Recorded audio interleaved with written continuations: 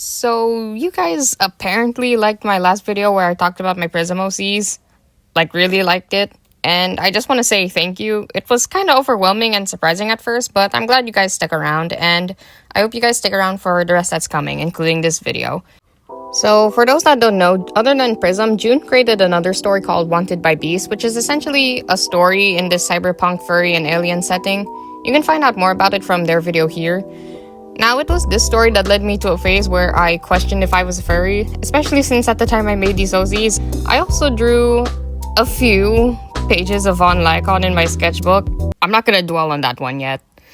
Anyways, here are my OCs for Wanted by Beasts. When designing them, I knew I wanted to make these two sisters, where one sister is human and the other is an anthro-animal, a fox to be specific. I went and did some drafts for the human. I wanted to give her a design that would have her somewhat match with her sister, so I gave her these hair buns that resemble animal ears, even giving her an orange color palette.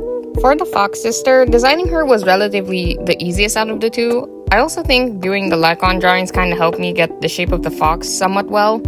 Somewhat. For one design detail, ever since June gave one of their characters Earl Grey canine fangs and braces, that did something to my brain, and so I added that to her design too.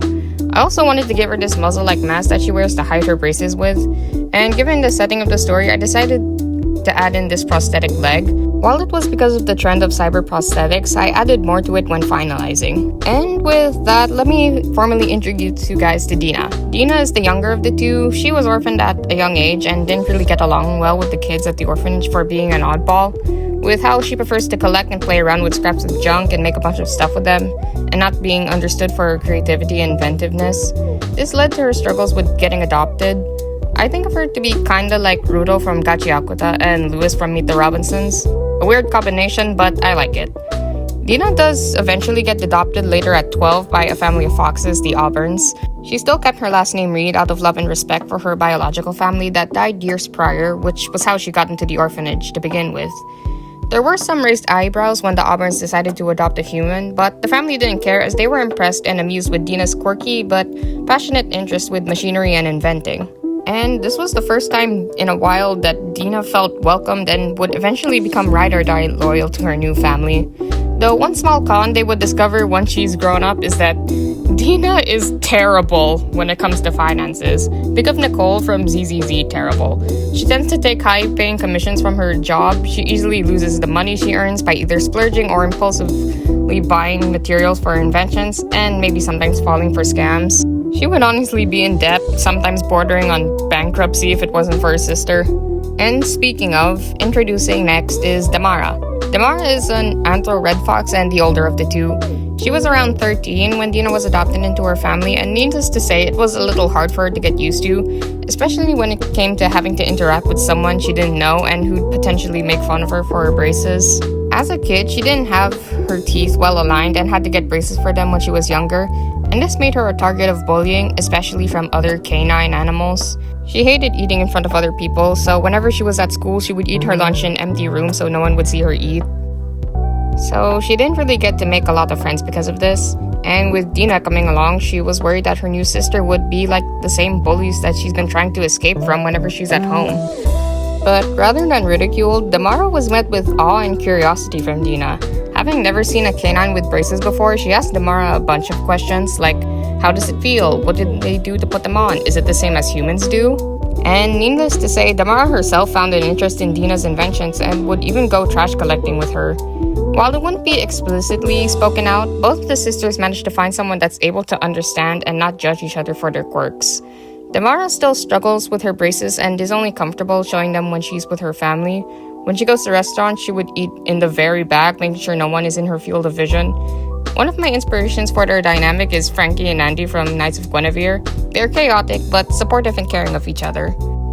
Now, as for how they started their business, I imagine they were like 18-ish when one day, during a certain accident, where Deara's left leg started to lose function and could no longer be treated and was therefore amputated. This prompted Dena to take and make her sister a prosthetic leg herself, using pieces of junk they collected, which would improve over time. Doing this led to Dena wanting to be a prosthetist. I swear, I'm good at English.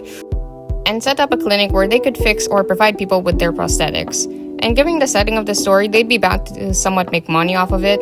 They also go and do some bounty hunting as a side job, which is probably weird given their business, and Dena wouldn't know how to go about making more money. Then again, Damara's their finance manager, so it's fine. Though they handle the majority of their medical care by themselves, much to Damara's annoyance, as she once had to take care of Dena when she broke both her arms. Now for character interactions, I only had one video to go off of, so this might not be the best interpretation of the characters, but so far I like to imagine that Dena and Later would definitely be going at each other's throats. He and Corey would come into their shop so Dena could do a maintenance check on his horn, and she tries to haggle them until Damara grabs her by the back of the shirt. Damara apologizes and gives them a more reasonable price. Corey doesn't mind and says that he's used to dealing with that too. Both he and Deara would definitely get along through the fact that they have to hold their rambunctious younger siblings when something sets them off. For other characters, I feel like Earl Grey would be slightly annoyed and kinda judgy that Deara hides her braces, and she's honestly impressed at the fact that he doesn't give a shit about his. Grey points out that there's no point in caring what others think about them, and she doesn't fully understand it, but she takes it into consideration, though she would find him to be an annoying piece of shit. I think that's all I'm gonna cover for these two for now. After making these OCs, I wanted to take them and put them in a world somewhere outside of the one June made. So if you guys are interested in that, let me know. I have a bunch of ideas I want to share in that aspect. I even have a few more OCs I want to make. And with that, thanks so much for watching. This video might be a bit shorter than usual, but I wanted to share this as fast as possible. And thank you guys so much for the support from my last video. It really surprised me, and I hope you guys look forward to more of my ideas. Feel free to like and subscribe, and I'll see you guys next time, whenever that may be. Bye!